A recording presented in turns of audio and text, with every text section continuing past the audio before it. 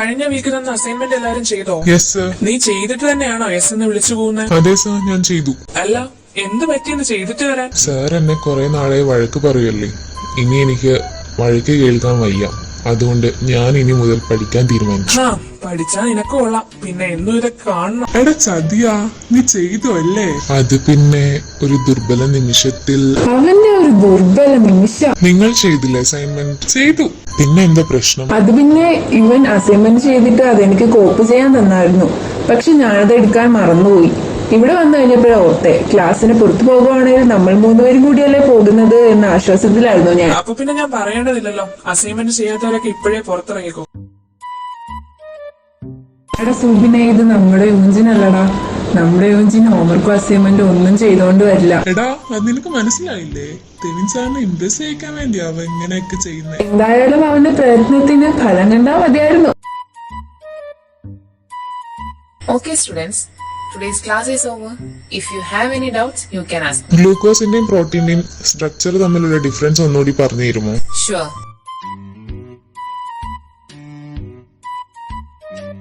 എടാ, ഇവന്റെ മാറ്റം എനിക്ക് വിശ്വസിക്കാനേ ആകുന്നില്ല. വിശ്വസിച്ചേ പറ്റൂ, ഇവൻ ശരിക്കും മാറി. നിങ്ങൾ കണ്ടില്ലേ ഞാൻ ഡൗട്ട് ചോദിച്ചപ്പോൾ ടെവിൻ സാറിന്റെ മുഖത്തുണ്ടായ ചിരി? കണ്ട് ടെവിൻ സാർ പണ്ടേ വരേണ്ടതായിരുന്നു. എന്നാ ഇവ എന്നെ നന്നായി പോയേനെ.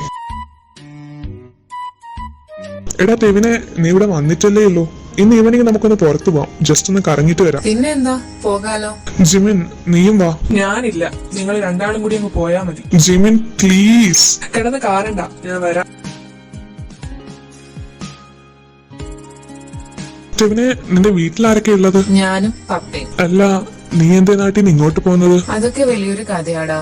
സമയമാകുമ്പോൾ ഞാൻ എല്ലാം പറയാം. നിങ്ങൾ ഇവിടെ ഇരിക്കും, ഞാൻ പോയിട്ട് ഐസ്ക്രീം വാങ്ങി വരാം.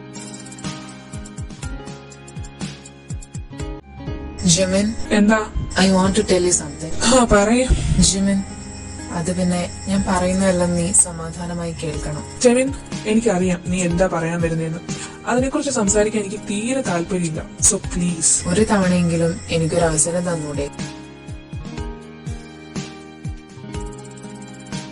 എന്നാ നമുക്ക് പോവാം. പോകാം.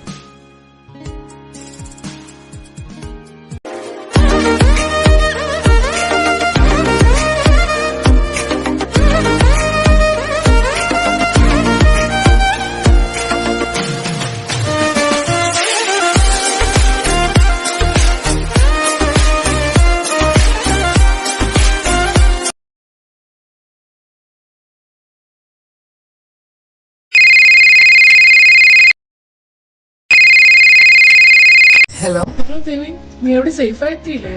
കുറച്ച് തിരക്കായി പോയി, അതാ പിന്നെ അന്വേഷിക്കാൻ പറ്റാഞ്ഞേ.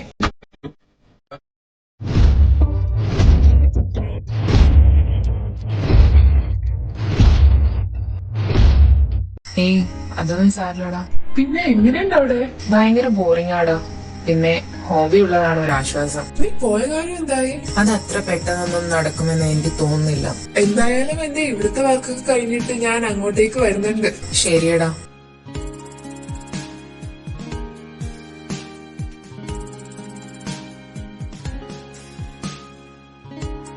അങ്കിൾ, ജിമിന് ഇവിടെ ഇല്ലേ? ഇല്ല മോനെ, അതാ നിന്നോട് ഇങ്ങോട്ട് വരാൻ പറഞ്ഞു. ജിമിന് വല്ല മാറ്റമുണ്ടോ? ഇല്ല അങ്കിൾ, മാക്സിമം അവൻ എന്നോട് സംസാരിക്കാതിരിക്കാനാ നോക്കുന്നത്. ഇങ്ങനെ പോയാൽ എങ്ങനെ അവന് സത്യങ്ങളൊക്കെ അറിയിക്കുക?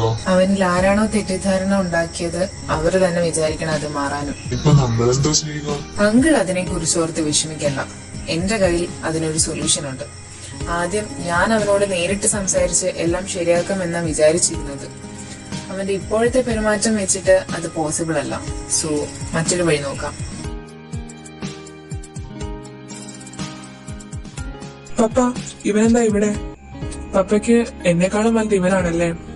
ആയിക്കോട്ടെ, ഞാനിതിലൊന്നും ഇടപെടാൻ വരുന്നില്ല. ഞാൻ അങ്കിളിനെ ഒന്ന് കാണാൻ വന്നതാ. പപ്പയെ കാണാനാന്നും പറഞ്ഞ് നീ ഇടക്കിടക്ക് ഇങ്ങോട്ടേക്ക് വരാലോ അല്ലേ?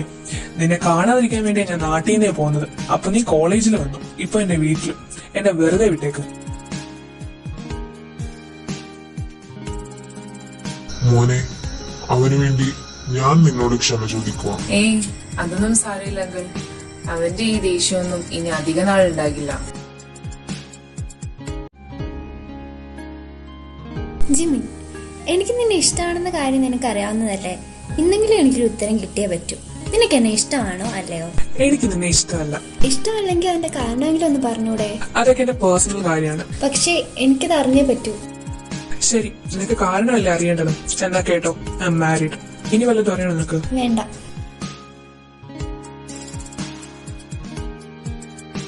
ടെവിൻ, എനിക്ക് നിന്നോടൊരു കാര്യം പറയാനുണ്ടായിരുന്നു. എന്താ ഹോബി? അത് പിന്നെ കുറെ നാളായിട്ട് നിന്നോട് പറയണമെന്ന് വിചാരിക്കുന്നതാ. പക്ഷെ സാഹചര്യം ഒത്തുവന്നില്ല. ഇപ്പോൾ ഇവിടെ നമ്മൾ മാത്രമല്ലേ ഉള്ളൂ, അതാ പറയാന്ന് വെച്ചത്. നീ ഇത് എങ്ങനെ എടുക്കുമെന്നൊന്നും എനിക്കറിയില്ല, പക്ഷെ എനിക്കത് പറഞ്ഞേ പറ്റൂ. Tevin, I really